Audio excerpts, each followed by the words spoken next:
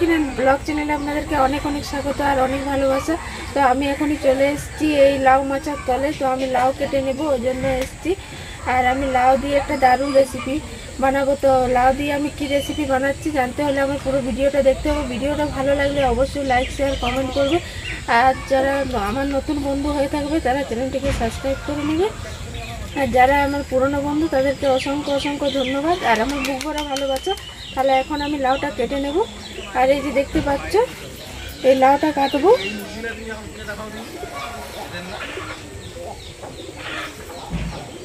এই লাউটা এখন কেটে নিই।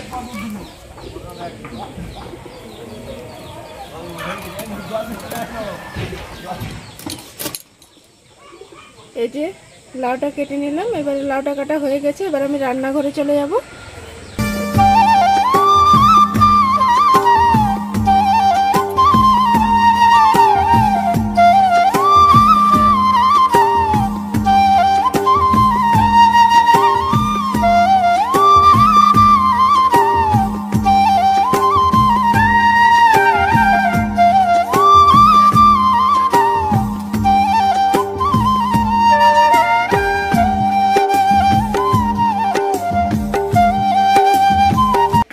আমি লাউ নিয়ে আমি চলে এলাম রান্নাঘরে। এবার আমি লাউটা কুচিয়ে নেব।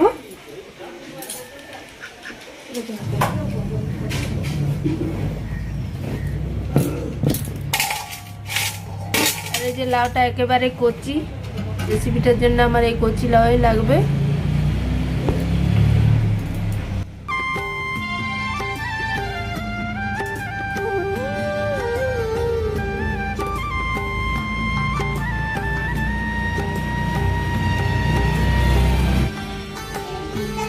তো লাউটা আমি এই যে এরকম সরু সরু করে কেটে নেব।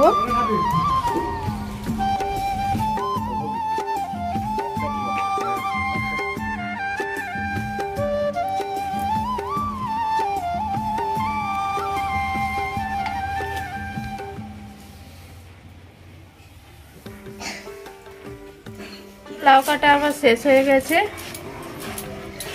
এবার আমি লাউয়ের মশলাটা করে নেব। এটা বসিয়ে দিলাম। আর লাউটা রান্না করতে আমি কি কি নিয়েছি একবার দেখিয়ে দিই। এই যে মশলা বলতে তেমন কিছু মশলা নিইনি, শুধু হলুদ গুঁড়ো আছে আর তেল আছে। আর যেহেতু লাউটা আমি পাঁপড় দিয়ে করব তো ওই জন্য পাঁপড়টা নিয়ে নিয়েছি। আর ফোড়নের জন্য শুকনো লঙ্কা আর গোটা জিরে। আর এখানে বেটে নিয়েছি আদা রসুন পেঁয়াজ আর লবণ। তো এই কটা মশলা দিয়ে আমি লাউটা রান্না করব। তো পাঁপড়ের প্যাকেটটা আমি খুলে নিলাম। এবারে পাঁপড়গুলো আমি মাঝখান থেকে এমনি ভাবে ভেঙে নেব। এমনি ভাবে ভেঙে নেব।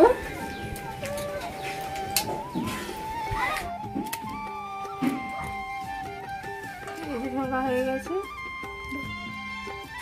আর কড়াইটা গরম হয়ে গেছে, কড়াইয়ের মধ্যে দিয়ে দেবো সরষের তেল। এই পাঁপড়গুলো ভাজার জন্য আমি কড়াইয়ে তেল দেবো।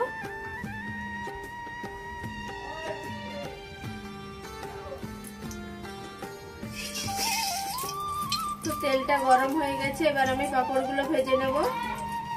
এবারে পাঁপড়গুলো আমি কড়াইয়ের মধ্যে দিয়ে দেব।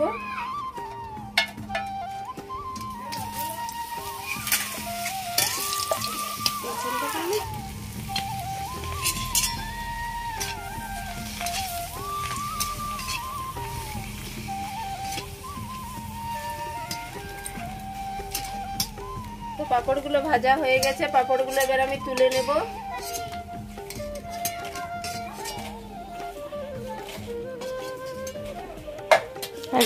এই যে আমার পাঁপড়গুলো ভাজা হয়ে গেছে, সব পাঁপড়গুলো আমি ভেজে নিয়েছি। এবারে পাঁপড় ভাজার তেল যে বাড়তি আছে ওই তেলটার সাথে আমি তেল দিয়ে দেব। তেলটা গরম হয়ে গেছে আর আমি ফোড়নে দিয়ে দেবো শুকনো লঙ্কা আর গোটা জিরা।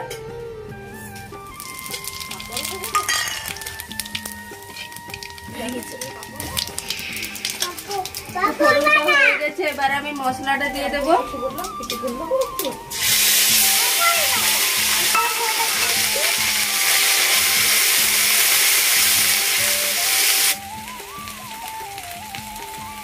এক চামচের মতো হলুদ দিয়ে দিলাম। এবারে দিয়ে দেবো লবণ।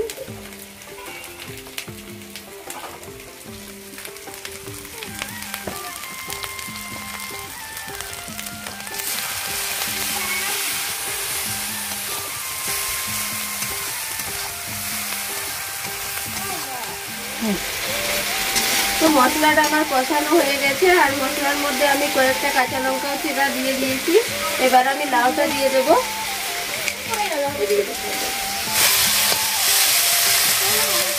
এবারে আমি লাউ দিয়ে দেবো।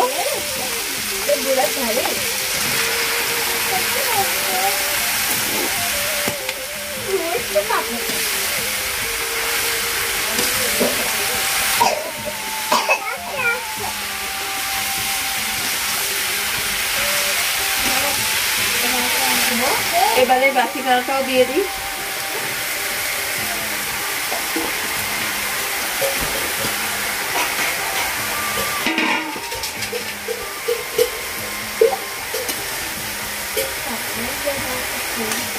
তো লাউটা একটু কমে গেছে, এবার আমি ঢাকা দিয়ে দেবো। ঢাকা দিয়ে যে লাউটা সিদ্ধ করে নেব।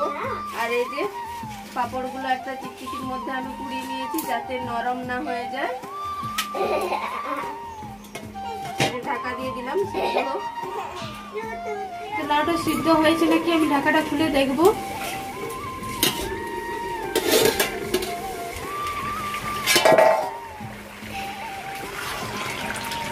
লাউটা সিদ্ধ হয়ে গেছে, আর লাউয়ে আমি একটু জল দিই না, পুরো লাউয়ের জলেই তো লাউটা সিদ্ধ হলো। এখনো এত জল আছে।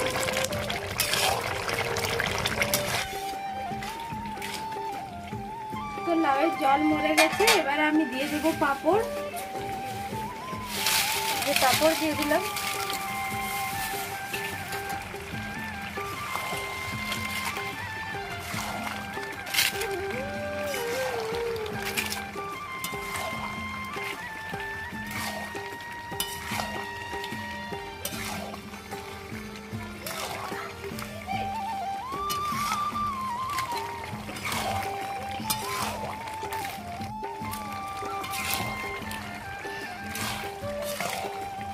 তো পাঁপড়টা দেওয়ার পরে আমি কিছুক্ষণ নাড়াচাড়া করে নিয়েছি। এবারে দিয়ে দেবো এই যে ধনে পাতা কেটে রেখেছিলাম, এই ধনে পাতা কাটা দিয়ে দেবো।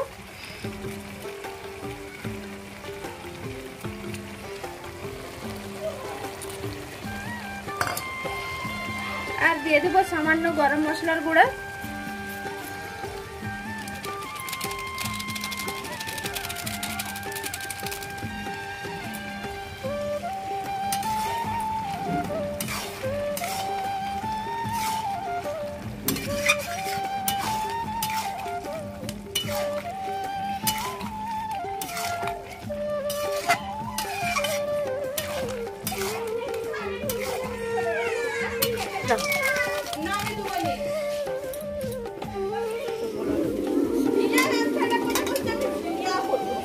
আমার লাউ পাঁপড় হয়ে গেছে। তো লাউ পাঁপড়টা বানাতে খুবই সহজ, আর আমি যেভাবে লাউ পাঁপড়টা তৈরি করলাম এভাবে লাউ পাঁপড়টা তৈরি করে বাড়িতে খেয়ে আমাকে কমেন্ট করে জানাবেন কেমন হয়েছে।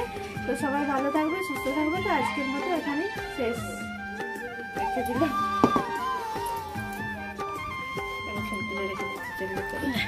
বেশি হড়বড়ানি তোদের।